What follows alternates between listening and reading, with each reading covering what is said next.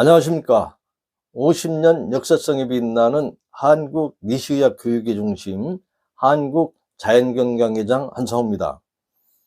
오늘은 소식에 대해서 말씀드려 보도록 하겠습니다. 소식이야말로 건강의 비결입니다. 그래서 과연 소식은 어느 정도가 소식인가? 물론 각자의 체질이라든가 여러 환경 요인에 따라서 조금은 사람에 따라서 차이는 있을 수가 있습니다. 그러나 니시의학에서 소식에 대한 정의, 현미를 중심으로 한 생야채, 해조류, 과일, 견과류 등을 작게 먹는 것을 소식이라고 얘기할 수가 있겠습니다. 소식도 효율적인 우리한테 필요한 5대 영양소를 비롯해서 미량원소, 우리가 필요한 모든 물질을 담을 수 있는 밥상이어야 됩니다. 그러기 위해서는 현미, 오곡밥이 중심이 되어야 된다는 것을 명심해 주시기 바랍니다. 그러면 오늘 소박한 여러분들 보시는 것과 같이 상차림에 대해서 소식에 대해서 설명해 드리도록 하겠습니다. 지금 보시는 것은 현미를 한 이틀 정도 불렸습니다.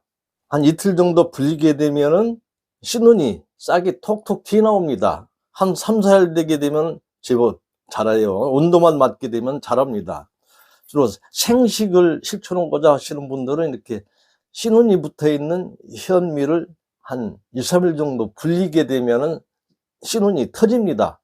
그래서 수분을 완전히 제거한 후에 그냥 생으로 드신다거나 분말로 내서 가루로 내서 드시는 분들도 계십니다. 그러면 오늘은 생식이 아닌 현미, 오곡밥을 지었기 때문에 현미 자연식 개념입니다. 주식은 현미식을 밥으로 하게 되면은 자연식이고 생으로 그대로 먹을 때는 생채식이 되겠습니다. 그러면 현미밥은 어느 정도 드셔야 되느냐? 바로 한 숟갈이 생현미일 경우 한 숟갈이 20g으로 보시면 됩니다. 1인으로서 현미량은 한 4숟갈 정도를 밥을 지었을 때 그 정도의 양이 바로 소식으로 보시면 되겠습니다. 그래서 한 숟갈, 2숟갈, 3숟갈, 4숟갈 정도 밥을 했을 때 일반 밥그릇에서 한 8부 정도 되면은 하나의 소식이다라고 보시면 되겠습니다. 두부, 반모, 해조류, 다시마, 아니면 김, 미역, 견과류, 염분은 4g 정도 드시면 되겠습니다. 그래서 염분 대용으로 토종 된장을 대용으로 해서 드시면 되겠습니다. 그러면은 지금 보시는 것과 같이 현미밥 한 공기는 어느 정도의 생현미가 필요로 하냐면은 보통 한 스푼이 20g입니다.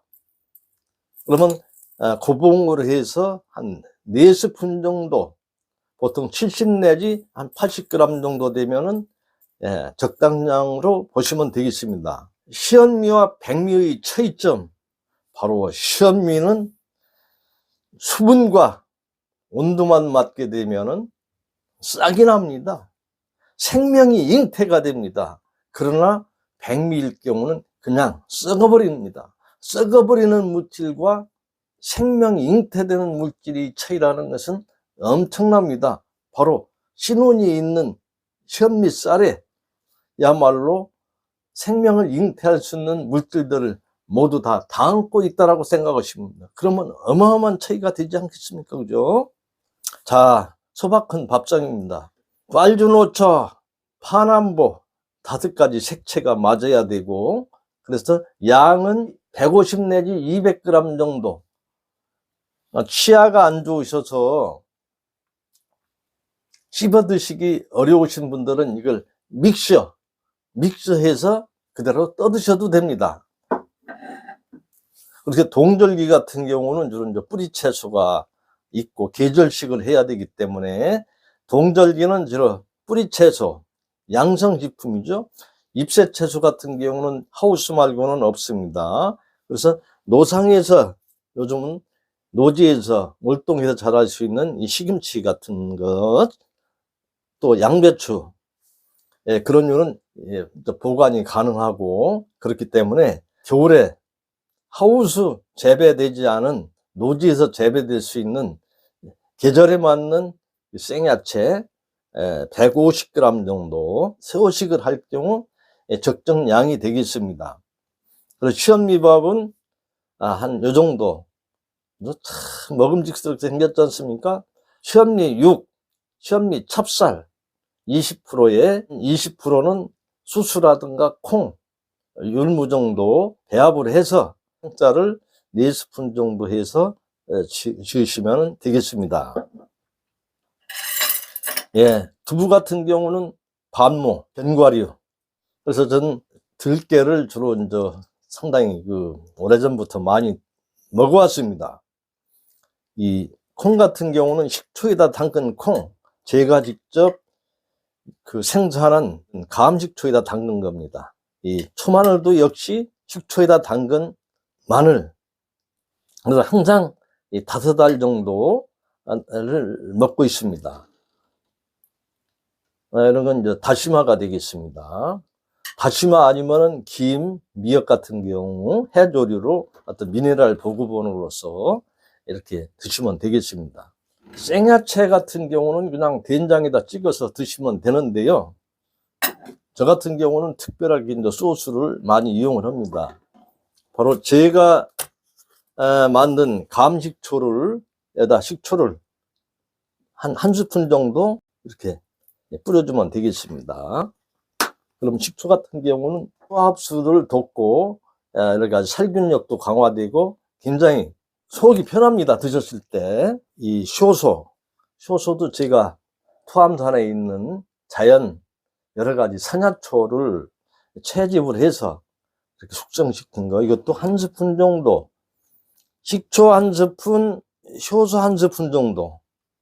그리고 반드시 이렇게 당근이라든가 이 비트 같은 경우는 이 카로틴 성분이 있기 때문에, 카로틴은 비타민 A의 전구 물질로서 지방이 있을 때 흡수가 거의 100% 이루어질 수가 있습니다. 그렇기 때문에 올리브 기름을 첨가를 해서 이렇게 먹으면 되겠습니다. 치아가 안 좋으신 분들은 이걸 믹서해서 드시면 되겠고, 견과류는 항상 식후에도 저는 이 들깨를, 생들깨, 살아있는 거와 죽은 거의 차이는 엄청난 차이가 있다. 살아있는 건 효소가 살아가 있고, 익힌 거는 효소가 없다라고 보시면 돼요. 그래서 들깨도 기름을 짜게 되면, 오래 시간이 지나게 되면 산화가 되는데, 생으로 드실 땐 산화되지 않은 오메가3, 그죠? 이놀산, 기타 여러 우리한테 필요한 모든 물질을 담고 있다라고 보시면 됩니다. 자, 이렇게 해서 시험미식은 철저하게 씹어서 시험미밥을 한 숟갈 드시고 나서 반드시 젓가락을 놓는다. 씹어 드시고 나서 생야채를 드시면 되겠습니다. 미식건강법의 진수는 소식에 있다고 할 수 있습니다. 어떤 건강법을 실천하더라도 소식하지 않으면 효과가 없습니다. 소식 그 자체가 치료법입니다. 배 8부의 의사 불효, 즉 배의 80%만 채우면 의사가 필요 없다는 것입니다.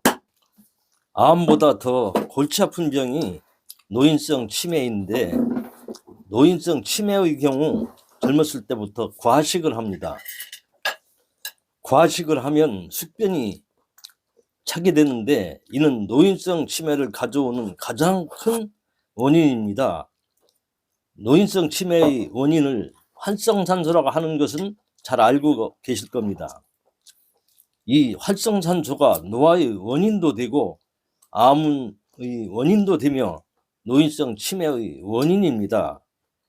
그래서 평소에 소식을 해서 숙변이 차지 않게 하고 장내 환경을 개선하는 효율적인 식생활, 즉 현미 중심의 생야채 소식을 하면 노인성 치매는 발생하지 않습니다. 류머티즘이나 당뇨병, 고혈압 같은 병도 과식이 원인입니다. 아무리 좋은 음식이라도 과식하면 해롭습니다. 약과 독을 결정하는 것은 그 사용량입니다. 약물학의 아버지 파라셀수스는 모든 물질은 독이다. 독이 아닌 것이 없다.